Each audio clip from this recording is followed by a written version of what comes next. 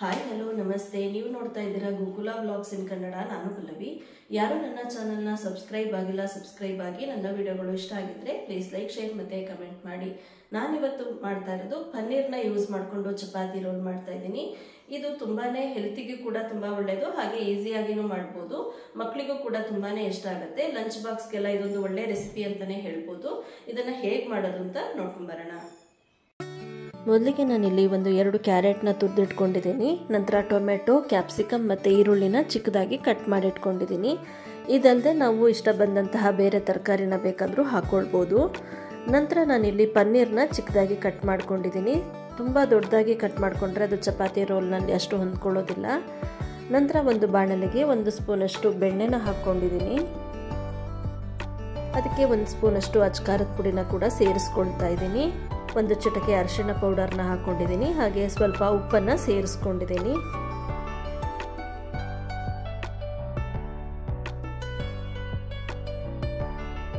ನಂತರ ಇದಕ್ಕೆ ಕಟ್ ಮಾಡಿ ಇಟ್ಕೊಂಡಂತಹ ಪನ್ನೀರ್ನ ಹಾಕಿ ಸ್ವಲ್ಪ ಫ್ರೈ ಮಾಡ್ಕೊಳ್ತೀನಿ.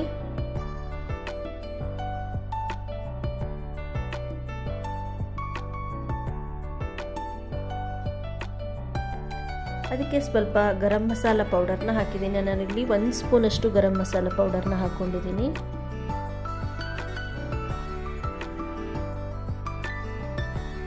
ನಂತರ ರೆಡಿ ಮಾಡಿಟ್ಕೊಂಡಂತಹ ತರಕಾರಿನ ಇದಕ್ಕೆ ಸೇರಿಸ್ಕೊಳ್ತಾ ಇದ್ದೀನಿ. ಇಲ್ಲಿರುವಂತಹ ಎಲ್ಲ ತರಕಾರಿಗಳು ಬೇಗನೆ ಬೆಂದ್ಬಿಡುತ್ತೆ.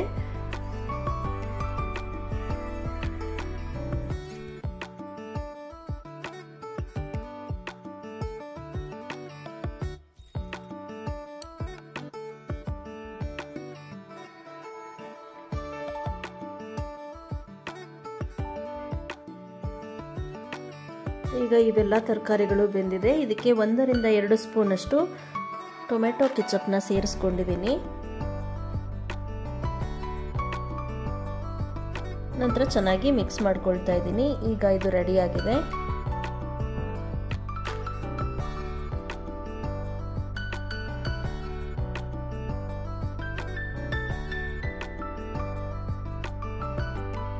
ನಂತರ ನಾನಿಲ್ಲಿ ಚಪಾತಿ ಹಿಟ್ಟನ್ನ ಕೂಡ ರೆಡಿ ಮಾಡಿ ಇಟ್ಕೊಂಡಿದ್ದೀನಿ. ಇದಕ್ಕೆ ನಾನು ಮೈದಾನೇನು ಹಾಕಿಲ್ಲ, ಬರೀ ಗೋಧಿ ಹಿಟ್ಟಿನಲ್ಲೇ ಚಪಾತಿ ಹಿಟ್ಟನ್ನ ರೆಡಿ ಮಾಡ್ಕೊಂಡಿದ್ದೀನಿ.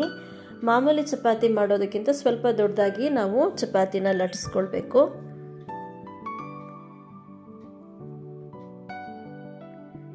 ಈ ರೀತಿ ಚಪಾತಿ ರೋಲ್ನಲ್ಲಿ ತರಕಾರಿ ಇರೋದ್ರಿಂದ ನಾವು ಸೈಡ್ಸ್ ಕೂಡ ಮಾಡ್ಕೊಳ್ಳೋದು ಬೇಡ, ಅದು ಕೂಡ ನಮಗೆ ಒಳ್ಳೆಯದಾಗುತ್ತೆ.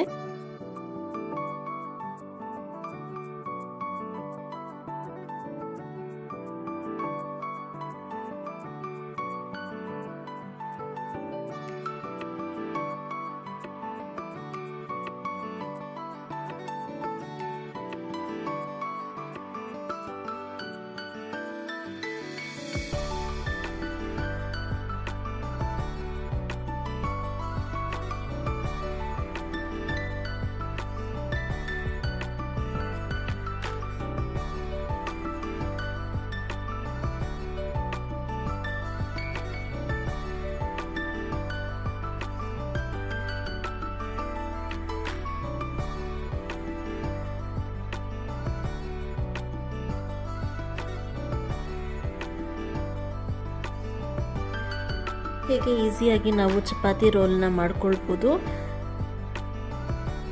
ನಾವು ತರಕಾರಿನೇ ಜಾಸ್ತಿ ತಿನ್ನೋದ್ರಿಂದ ಆರೋಗ್ಯಕ್ಕೂ ಸಹ ಇದು ಒಳ್ಳೆಯದು. ಈಸಿಯಾಗಿನೂ ಮಾಡ್ಕೊಳ್ಬೋದು.